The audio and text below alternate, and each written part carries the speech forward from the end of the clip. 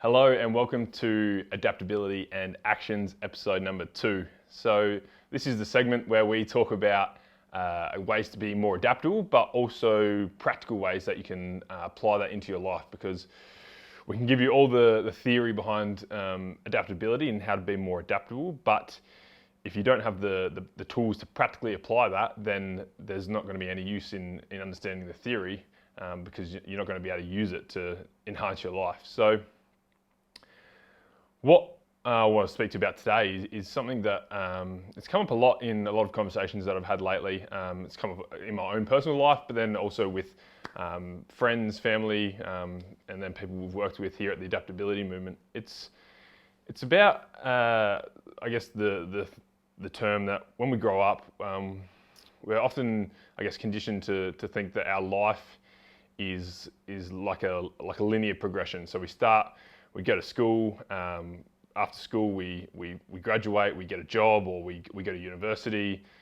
We find a partner, we settle down, we might buy a house, get married, have kids, and then I guess life keeps progressing there until we hit the point where we retire, and then live our lives playing golf or just hanging out on the beach once we're retired. So it's one of those things where it's kind of ingrained in us that that's the path that you need to take in life, and it's like there's always the next step, next phase that you need to tick off along that journey.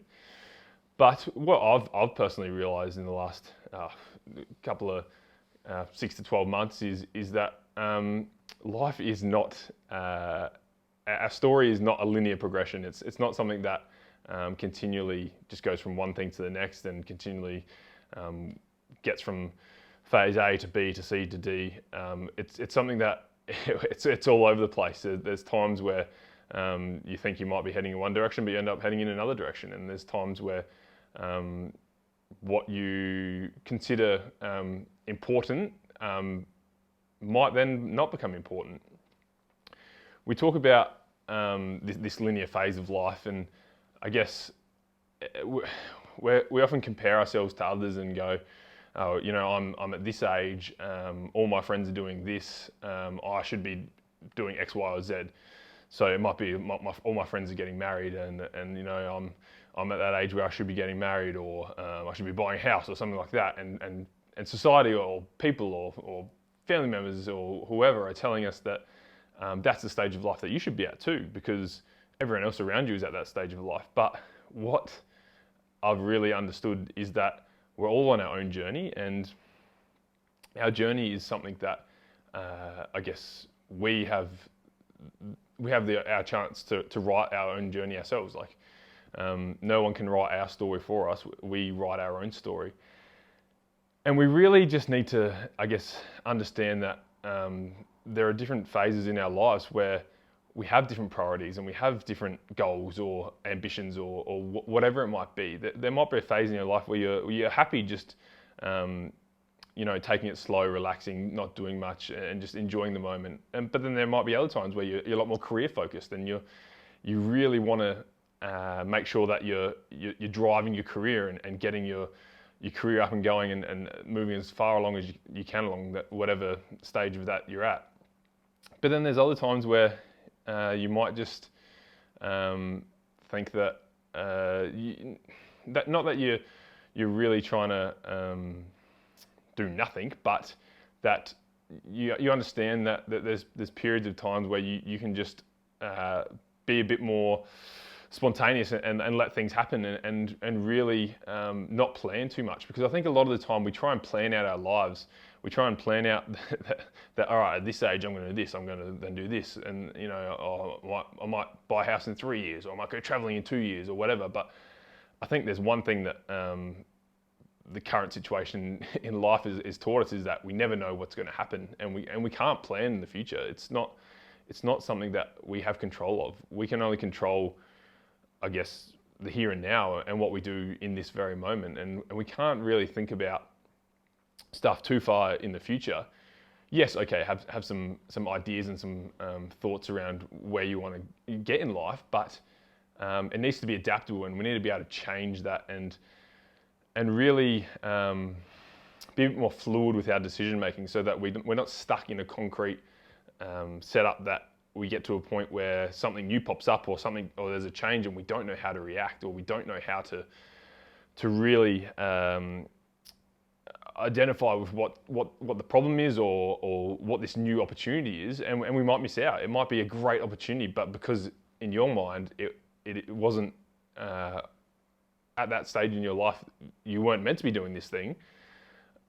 You might miss that opportunity, and you might then look back at it and go, oh man, that could have been something that could have been really great, but I was too stuck in my ways, or not open to a new opportunity that could really enhance your life. So it's something that I really want you to think about, where you are at, and a lot of it is about stopping and reflecting, and that's one thing that we are really big on here at the Adaptability Movement is constant reflection on where you are at life. Like, are you happy with what you're currently doing? Are you happy in your current work environment? Are you happy with sort of the people you're hanging out with? Are you happy with what you're doing outside of work for fun? Is what you're doing adding to your whether it's your goals in life, or just your overall happiness, really, or is it sort of taking away from it? And if it's taking away from it, then you need to stop and reassess and go, what do I need to change in order to get there? And one great practical application in doing this is something just as simple as a gratitude journal, or just journaling in general, which you can just write down your thoughts and your feelings, and I guess like I do it every night. I write down 3 things I'm grateful for and why I'm grateful for them, and it just really helps identify what you're really happy with in life, and what's bringing you great satisfaction and enjoyment. And then that helps throughout the day. You identify more things. You might find little things that you actually get a lot of enjoyment out, which you didn't actually really think about until you started doing a bit of journaling, because they were so small that they kind of just were a fleeting moment and went by. It's something that we talk about a lot, and it's something that we made a big point of on the camp that we had recently is bookmarking moments. So it doesn't matter how big or small they are. If there's a moment in your day where you're like, oh, this is a really great moment. It might be, I don't know, someone sent you a very nice message, or you had a really good conversation with someone, or you saw a nice sunset or something. And it's about how can you bookmark that moment, take a mental picture of it, and then come back and reflect on it later. And therefore, journaling is a great way to then write down all your bookmark moments throughout the day and go, how cool was this? And then you reflect on it before you go to bed.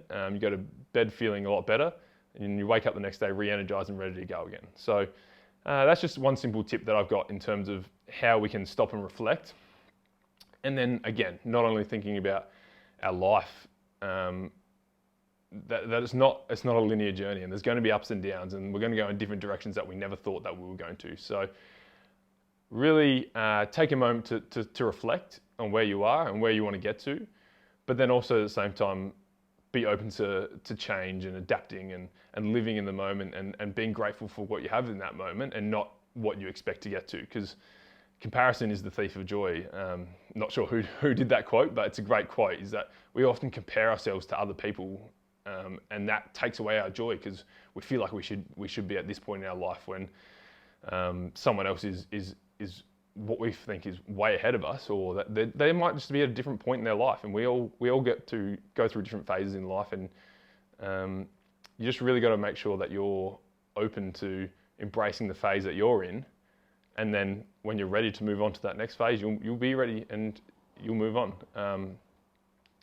But yeah, just be open to opportunities, and don't sit back and go, oh man, I wish I had have been a little bit more open to those opportunities, because that could have been a really great thing that I let slip by.